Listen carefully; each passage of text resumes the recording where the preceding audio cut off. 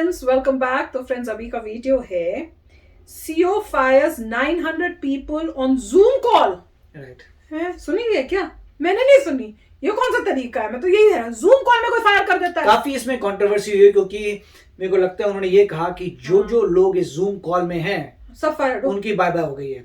हो तो सोचिए, मतलब जो भी वो जो अटेंड कर रहे हैं जूम अटेंड ही कॉल, नहीं करना चाहिए। तो उन्हें फिर फायर कर, मतलब उन्होंने कहने का मतलब उन्होंने उन्हीं लोगों को बुलाया था जिनको फायर कर रहे हैं। और किसी को ये बोलना, मैं बता नहीं सकता, मतलब मेरे को इतना ही पता है कि किसी को ये बोलना कि भाई साहब आप जूम में आ गए हो, जो जूम में आया है उसको फायर करिए, दुख तो होगा। दुख नहीं, तो और साथ में जो भी 900 हार्टलेस वे हो गया। वैसे तो अब सब जगह जहां पे मतलब 900 बंदा जो है करते हैं, 900 बंदे को किया है, उनके रीजन होंगे करने के, मगर मैं कह रहा हूं कि तरीका जो है उस पर कंट्रोवर्सी हो रही है। तो देखते हैं क्या कंट्रोवर्सी है, देखते हैं भैया क्या हुआ exactly.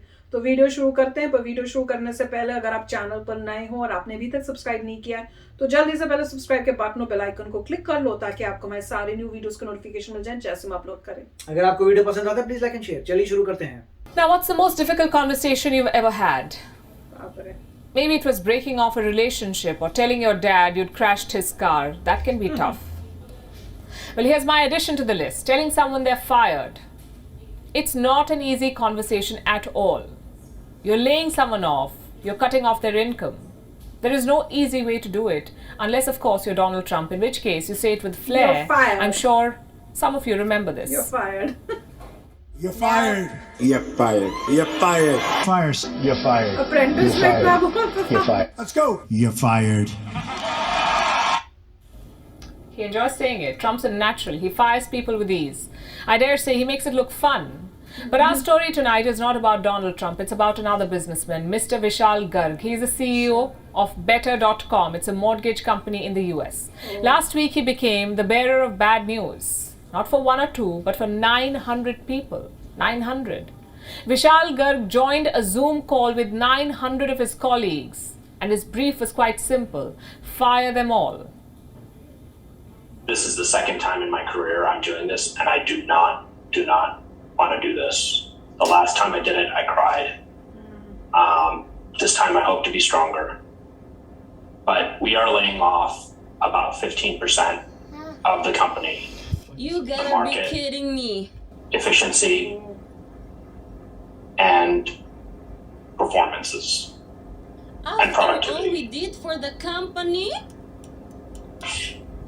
If you're on this call, you are part of the unlucky group being laid off. Your employment here is terminated.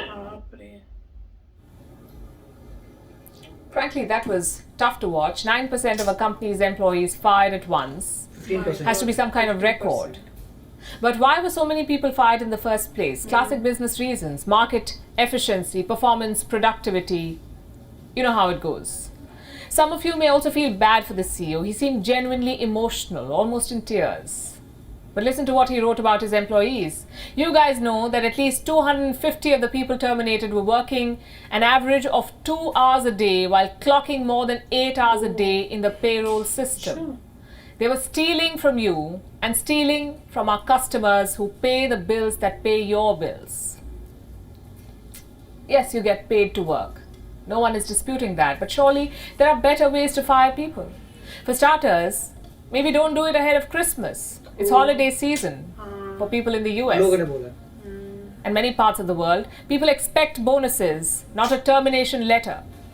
And secondly, don't spring it on them over Zoom calls. It's disrespectful and cruel. I mean, think about it. You put 900 people on a Zoom call, talk about the company's growth and future plans, and then you fire all of them. No warning.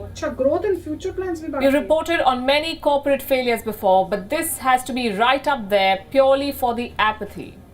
And by the way, this CEO is a serial offender, we are told. Look at this email he sent to staff members.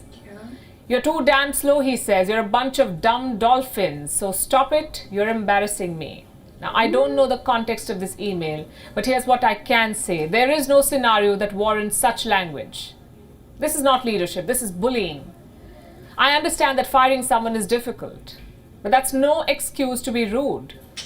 So here's a crash course. First of all, it should not be a surprise. The employee must know it's coming, and this could be a warning or a performance review, anything but a surprise Zoom call with 900 others. That's the worst way to do it. Secondly, don't beat around the bush, don't try small talks. Nothing you say will make the person feel better, so don't try. And finally, embrace the difficult task. Firing someone is never easy.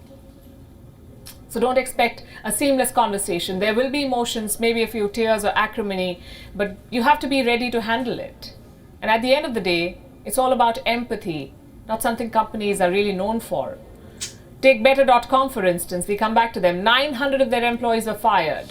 Yet reports say the CEO's trusted few got millions in stock options. How does that happen? Did the bottom line suddenly become better? This rot runs deep in the corporate sector. Employees are treated like cattle. The internet has exposed some of the mistreatment, but there's a long way to go. Change must flow from the boardrooms, from the shareholders. And let me make this clear, this is not a case against firing people. Unfortunately, that's part of life. This is a case for basic human dignity. तो friends, बड़ी shocking video थी, सच्ची में घबराहट हो जाती है ऐसे देख के। तो नो, बड़ी मुश्किल काम है। एक तो फायर जो कर रहा है उसके लिए बहुत मुश्किल काम है। जैसे ये बोल रहे हैं कि भैया पिछली बारी जब मैंने किया तो मैं बाद में रोया। ऑब्वियसली इतना मतलब बुरा लगता होगा, और इतने लोगों को, क्योंकि आप फायर करो, उनकी फैमिली है, उनको घर चलाना है, तो जिसको ये काम दिया गया होता है उसको सोचो, उसको कितना मेंटल टॉर्चर, कितना गिल्ट फील होता होगा। मैं तो ये सोच रही हूँ। और वही ये कह रहे थे कि भैया लास्ट टाइम मैं रोया था, इस बारी अब मैं कोशिश कर रहा हूँ तो कि ना थोड़ा स्ट्रांग रहूं। तो उनके लिए भी मतलब रातों की नींदें होती हैं। आपको बहुत गिल्ट आता होगा कि मैंने कितने लोगों को किया, पता नहीं ठीक है नहीं है, ये स्टेप कंपनी के लिए कर रहा हूँ। अब अपने खुद पर्सनल तो उनको कोई गेन नहीं होना, वो तो कंपनी के लिए करे, पर अब आप देखो जिनको फायर किया उनके लिए कितना बड़ा है कि आपको कोई आइडिया नहीं है कि भाई क्यों आपको फायर कर, मतलब आपको बुलाया क्यों है। आप तो नॉर्मल मीटिंग समझ के जा रहे हो, और आपको उस टाइम आपको ये बताएं कि आप जितने भी सब मीटिंग के अंदर हो सबको फायर कर दिया है। बहुत ही बिग नंबर है, 15% उन्होंने कंपनी के किया, जब 900 लोगों को। और बिल्कुल जैसे कह रहे हैं क्रिसमस टाइम पे जब बोनसेस होता है, हैप्पी टाइम होता है, तो उनका तो वो पूरा जो क्रिसमस टाइम है वो तो सारा ही खराब हो गया। या तो आप क्रिसमस के बाद कर देते ताकि एटलीस्ट वो टाइम तो स्मूथ। और कई मूवीज भी हमने ऐसे देखे जिसमें क्रिसमस टाइम पे जी फायर, इतना लगता है कि इतना हार्टलेस काम किया है कि भैया थोड़ा रुक जाओ, पर पता नहीं, मतलब अब कुछ डिसीजन लिया है, कोई वजह होगी, कुछ होगा, या तो कंपनी लॉस में जा रही होगी, कोविड की वजह से बड़े नुकसान हो रहे होंगे, हु नोस। पर जो भी हुआ बहुत ही गलत हुआ, बहुत ही बुरा हुआ, नहीं होना चाहिए। पर क्या कर सकते हैं, लाइफ ऐसी है जहाँ पे आपको फायर कभी भी कर सकते हैं।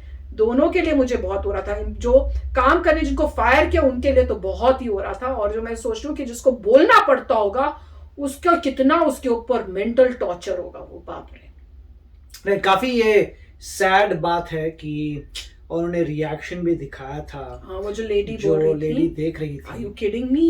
और उस वक्त जो है मतलब ये दुख होता है सुन के भाई आप कॉल पे आ गए तो आपको मतलब ले ऑफ कर रहे हैं, जिनको ले ऑफ किया था उन्हीं को कॉल पे बुलाया है।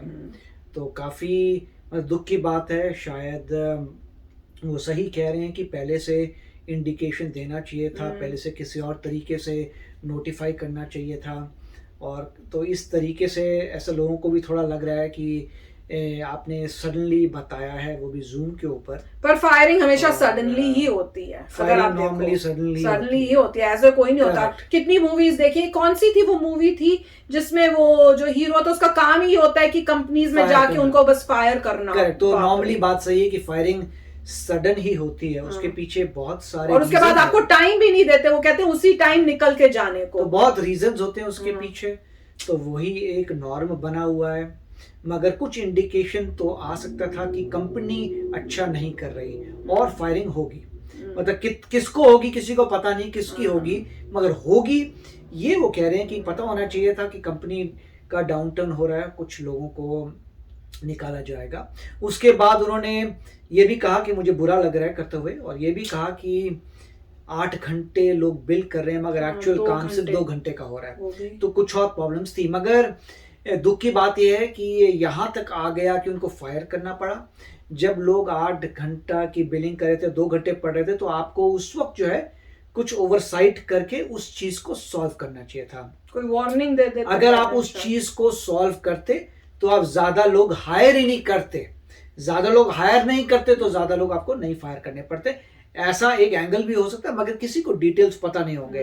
तो जो भी है, मतलब न्यूज अच्छी नहीं थी, सुनते हुए हमें ही बहुत दुख हो रहा था। बाप रे, मैं तो देख के मुझे ऐसे लग रहा दुख हो रहा है, वो तो हर एक को होगा दुख।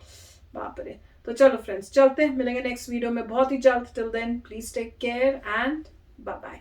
तो अगर आप मेरे इस चैनल पे नए हो तो जल्दी से सब्सक्राइब के बटन को हिट करो और बेल आइकन को क्लिक करो, ताकि आपको मेरा जब नया वीडियो मैं लगाऊं आपको उसके बारे में जल्दी से पता चल जाए।